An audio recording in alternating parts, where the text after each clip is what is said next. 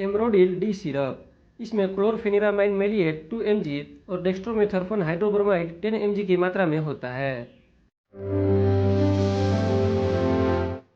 इसे dry cough के treatment में प्रयोग करते हैं। क्लोरफेनिरामाइन मेलिएट एंटी एलर्जिक ड्रग है। ये runny nose, watery eyes, sneezing में रिलीफ करता है। डेक्स्ट्रोमेथर्फोन हाइड्रोब्रोमाइड कफ सप्रेसेंट है, जो ब्रेन में कफ सेंटर की एक्टिविटी को कम करता है और कफ को रिलैक्स देता है। इसे डॉक्टर के बताए अनुसार डोज में और ड्यूरेशन तक लें।